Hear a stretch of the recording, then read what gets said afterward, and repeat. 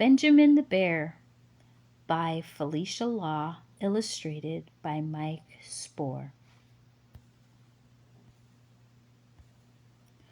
Benjamin ran down to the river's edge. This is where he loved to play. This was his spot. The river split here, and a small stream flowed to the side. This was where the water was shallow and flowed over the rocks. In other places, the river was wide and flowed very fast. The water rushed down the mountainside, past the hummingbirds with their fluttering feathers, past the beavers building their dam, and past the reindeer coming to the water's edge to drink. To the waterfall that tumbled over the cliff, making big clouds of mist. But here in the shallows, just above the waterfall, the river sparkled and flashed and rippled. This was Benjamin's whole world, his river, his spot. If the reindeer or the beavers came close, he would snarl at them. "Stay away," he would growl. These are my berries. This is my spot." If the salmon came close, or the hummingbird swooped nearby, he would swipe at them with a sharp claw. "Stay away," he would growl. "It's not his river," said the salmon as they swam upstream. "We come this way every year. That bear needs to be taught a lesson." "No, it's not his river," said the beavers as they swam against the current, dragging branches toward their dam. The reindeer nodded. "He needs to be taught a lesson." They agreed. Then one day they got their wish. It was a sunny day, and Benjamin was splashing in the shallows, just as he always did. He was so busy snarling at the salmon and the beavers and the hummingbirds and the reindeer that he didn't notice danger coming his way. A heavy tree hit him from behind and sent him tumbling into the water. Benjamin went under, not once, but twice.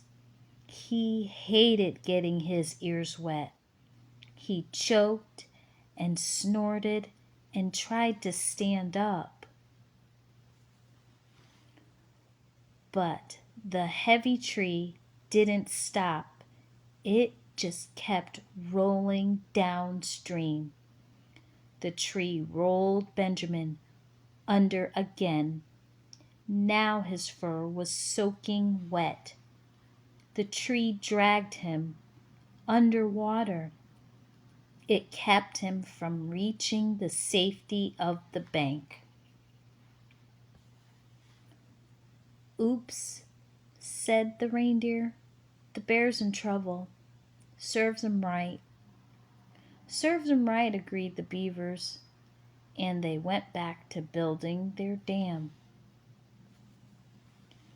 But Benjamin was in danger, even if it didn't serve him right. He was being pushed downstream toward the rushing water and the sharp rocks. He was headed toward the waterfall, the crashing, tumbling wall of water swept everything over its edge and. Onto the rocks below. But luckily, help was on the way. The beavers were not interested in the little wet bear, but they were interested in the tree. The tree would make a perfect wall for their dam if they could just move it toward the bank. So, with a lot of heaving and pushing and pulling, they steered it toward their dam, and Benjamin came with it. Benjamin lies shaking in the beaver's quiet pool.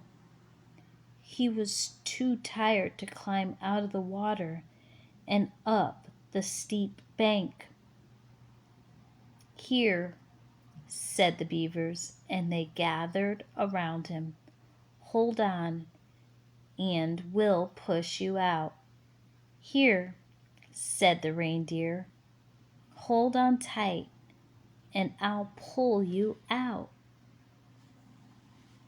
"Here," said the hummingbirds, and they fanned their feathers in the warm air above him. "Sit still, and we'll dry you off." "Get on your feet," said the salmon as they leaped upstream. "Follow us, and you'll soon be back home." Benjamin looked around. He felt ashamed of how he treated everyone earlier. "Thank you all for helping me."